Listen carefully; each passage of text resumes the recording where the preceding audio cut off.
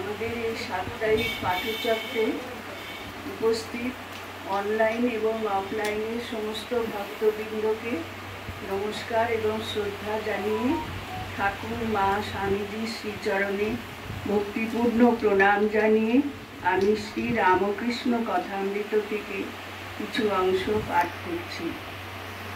ওম স্থাপকায় চ ধর্মস্য সর্বধর্ম স্বরূপিণে অবতার বরিষ্ঠায় রামকৃষ্ণায়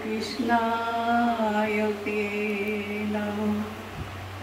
তব কথামৃতম তপ্ত জীবনম কবিভিরিডিতম কল্মষাপহম শ্রবণমঙ্গলম শ্রীমদাততম ভুবি গৃহন্তি যে ভুরিদা জনা। শ্রীরামকৃষ্ণের এক চিন্তা ও এক কথা, ঈশ্বর সা চাতুরী চাতুরী। দক্ষিণেশ্বর মন্দিরে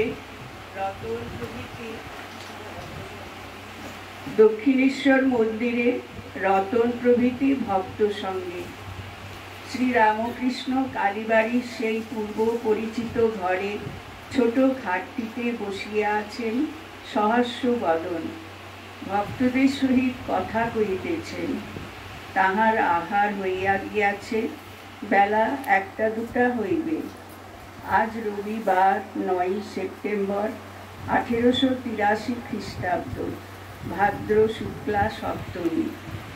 ঘরের মেঝেতে রাখাল মাস্টার রতন বসিয়া আছেন।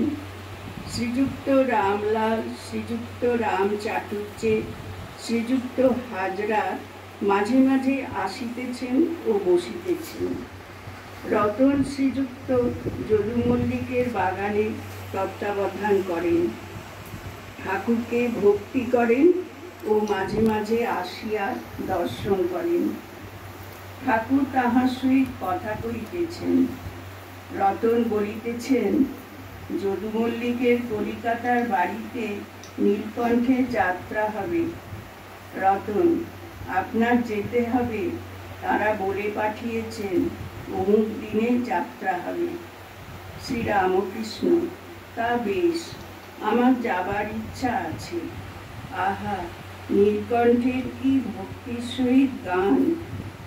একজন ভক্ত, আজ্ঞা হাঁ। শ্রীরামকৃষ্ণ, গান গাইতে গাইতে সে চোখের জলে ভেসে যায়। রতনের প্রতি, মনে করছি রাত্রে রয়ে যাবে। রতন, তা বেশ তো। রামচাটুর্যে প্রভৃতি অনেকে খড়ম চুরির কথা জিজ্ঞাসা করিলেন। রতন, যদুবাবুর বাড়ি ঠাকুরের সোনার খড়ম চুরি হয়েছে, তার জন্য বাড়িতে হুলস্থুল পড়ে গেছে। থালা চালা হবে, সবাই বসে থাকবে, যে নিয়েছে তার দিকে থালা চলে যাবে। শ্রীরামকৃষ্ণ সহাস্যে, কিরকম থালা চলে, আপনি চলে? রতন, না, হাত চাপা থাকে। ভক্ত, কি একটা হাতে কৌশল আছে, হাতে চাতুরি আছে। শ্রীরামকৃষ্ণ, যে চাতুরিতে ভগবানকে পাওয়া যায় সেই চাতুরি চাতুরি, সা চাতুরি চাতুরি। তান্ত্রিক সাধন ও ঠাকুর শ্রীরামকৃষ্ণের সন্তান ভাব। কথাবার্তা চলিতেছে, এমন সময় কতকগুলি বাঙালি ভদ্রলোক ঘরের মধ্যে আসিয়া ঠাকুরকে প্রণাম করিলেন ও আসন গ্রহণ করিলেন। তাহাদের মধ্যে একজন ঠাকুরের পূর্ব পরিচিত। ইহারা তন্ত্রমতে সাধন করেন, পঞ্চমকার সাধন। ঠাকুর অন্তর্যামী, তাহাদের সমস্ত ভাব বুঝিয়াছেন। তাহাদের মধ্যে একজন ধর্মের নাম করিয়া পাপাচরণ করেন, তাহাও শুনিয়াছেন। সে ব্যক্তি একজন বড় মানুষের ভ্রাতার বিধবার সহিত অবৈধ প্রণয় করিয়াছে ও ধর্মের নাম করিয়া তাহার সহিত পঞ্চমকার সাধন করে। ইহাও শুনিয়াছেন। শ্রীরামকৃষ্ণের সন্তান ভাব, প্রত্যেক স্ত্রীলোককে মা বলিয়া জানেন, বেশ্যা পর্যন্ত, আর ভগবতীর এক একটি রূপ বলিয়া জানেন। শ্রীরামকৃষ্ণ সহাস্যে। অচলানন্দ কোথায়? কালী কিঙ্কর সেদিন এসেছিল আরেকজন কি সিংহী মাস্টার প্রভৃতির প্রতি। অচলানন্দ ও তার শিষ্যদের ভাব আলাদা, আমার সন্তান ভাব। আগন্তুক বাবুরা চুপ করিয়া আছেন, মুখে কোনো কথা নাই। শ্রীরামকৃষ্ণ, আমার সন্তান ভাব। অচলানন্দ এখানে এসে মাঝে মাঝে থাকত, খুব কারণ করত। আমার সন্তান ভাব শুনে শেষে জিদ করে বলতে লাগলো, স্ত্রীলোক লয়ে বীরভাবে সাধন তুমি কেন মানবে না? শিবের কলম মানবে না? শিব তন্ত্র লিখে গেছেন, তাতে সব ভাবের সাধন আছে, বীর ভাবেরও সাধন আছে। আমি বললাম, কে জানে বাপু, আমার ওসব কিছুই ভালো লাগে না। আমার সন্তান ভাব। পিতার কর্তব্য সিদ্ধাই ও পঞ্চমকারের নিন্দা। অচলানন্দ ছেলে পিলের খবর নিত না, আমায় বলতো, ছেলে ঈশ্বর দেখবেন, এসব ঈশ্বর ইচ্ছা। আমি শুনে চুপ করে থাকতুম। বলি, ছেলেদের দেখে কে? ছেলে পুলে পরিবার ত্যাগ করেছি বলে টাকা রোজগারের একটা ছুতানা করা হয়। লোকে ভাববে ইনি সব ত্যাগ করেছেন আর অনেক টাকা এসে পড়বে। মোকদ্দমা জিতব, খুব টাকা হবে, মোকদ্দমা জিতিয়ে দেব, বিষয় পাইয়ে দেব, এই জন্য সাধন? এ ভারী হীন বুদ্ধির কথা। টাকায় খাওয়া দাওয়া হয়, একটা থাকবার জায়গা হয়, ঠাকুরের সেবা হয়, সাধু ভক্তের সেবা হয়, সম্মুখে কেউ গরিব পড়লে তার উপকার হয়। এইসব টাকার সদ্ব্যবহার। ঐশ্বর্য ভোগের জন্য টাকা নয়, দেহের সুখের জন্য টাকা নয়, লোকমান্যের জন্য টাকা নয়।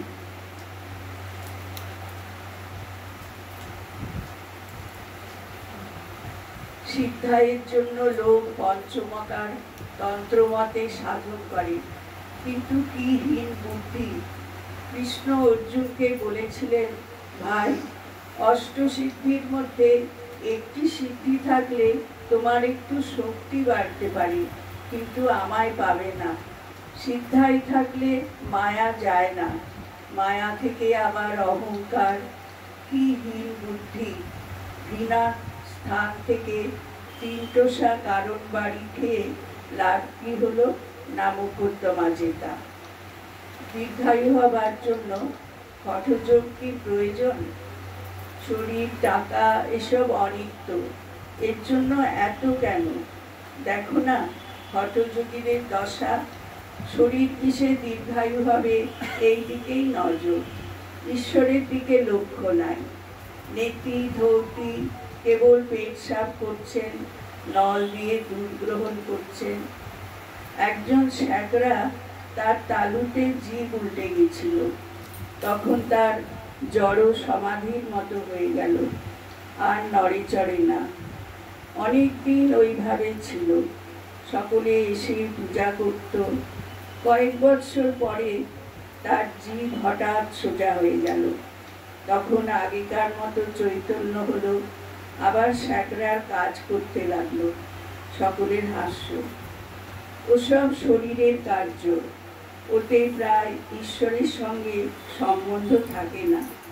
শালগ্রামের ভাই, তার ছেলের বংশলোচনের কারবার ছিল। ৮২ রকম আসন জানত, আর নিজের যোগ সমাধির কথা কত বলতো, কিন্তু ভিতরে ভিতরে কামিনী কাঞ্চনে মন। দাওয়ান মদন ভট্টের কত হাজার টাকার একখানা নোট পড়েছিল, টাকার লোভে সে টক করে খেয়ে ফেলেছে, গিলে ফেলেছে, পরে কোনরূপে বার করবে। কিন্তু নোট আদায় হলো, শেষে ৩ বৎসর মেয়াদ। আমি সরল বুদ্ধিতে ভাবতুম বুঝি বেশি এগিয়ে পড়েছে। মায়েরই বলছে, এখানে সিথির মহিন্দর পাল 5টি টাকা দিয়ে গেছিল রামলালের কাছে। সে চলে গেলে পর রামলাল আমায় বললে। আমি জিজ্ঞাসা করলাম, কেন দিয়েছে? রামলাল বললে, এখানের জন্য দিয়েছে। তখন মনে উঠতে লাগলো যে দুধের দেনা রয়েছে, না হয় কতক শোধ দেওয়া যাবে। ও মা, রাত্রে শুয়ে আছি, হঠাৎ উঠে পড়লাম। একবার বুকের ভিতর বিল্লি আঁচড়াতে লাগলো। তখন রামলালকে গিয়ে বললাম, কাকে দিয়েছে? তোর খুড়িকে কি দিয়েছে? রামলাল বললে, না, আপনার জন্য দিয়েছে। তখন বললাম, না, এক্ষুনি টাকা ফিরিয়ে দিয়ে আয়, তা না হলে আমার শান্তি হবে না। রামলাল ভোরে উঠে টাকা ফিরিয়ে দিয়ে আসে, তবে হয়। ওদেশে ভোগী তেলি কর্তা ভজার দলের। ওই মেয়ে মানুষ নিয়ে সাধন। একটি পুরুষ না হলে মেয়ে মানুষের সাধন ভজন হবে না। সেই পুরুষটিকে বলে রাগ কৃষ্ণ। 3 বার জিজ্ঞাসা করে, কৃষ্ণ পেয়েছিস? সেই মেয়ে মানুষটা 3 বার বলে, পেয়েছি। ভোগী ভগবতী সূত্র তেলি। সকলে গিয়ে তার পায়ের ধুলো নিয়ে নমস্কার করত। তখন জমিদারের বড় রাগ হলো। আমি তাকে দেখেছি। জমিদার একটা দুষ্ট লোক পাঠিয়ে দেয়, তার পাল্লায় পড়ে তার আবার পেটে ছেলে হয়। একদিন একজন বড় মানুষ এসেছিল, আমায় বলে, মহাশয়, এই মোকদ্দমাটি কিসের জিত হয় আপনার করে দিতে হবে। আপনার নাম শুনে এসেছি। আমি বললাম, বাপু, সে আমি নই, তোমার ভুল হয়েছে। সে অচলানন্দ। যার ঠিক ঠিক ঈশ্বরের ভক্তি আছে, সে শরীর, টাকা এসব গ্রাহ্য করে না। সে ভাবে দেহ সুখের জন্য, কি লোকমান্যের জন্য, কি টাকার জন্য, আবার তপ জপ কি, এসব অনিত্য, দিন 2-3 জন্য। আগন্তুক বাবুরা এবার গাত্রোত্থান করিলেন ও নমস্কার করিয়া বলিলেন, তবে আমরা আসি। তাহারা চলিয়া গেলেন। ঠাকুর শ্রী রামকৃষ্ণ ঈষৎ হাস্য করিতেছেন ও মাস্টারকে বলিতেছেন, চোরা না শুনে ধর্মের কাহিনী। সকলের হাস্য। ও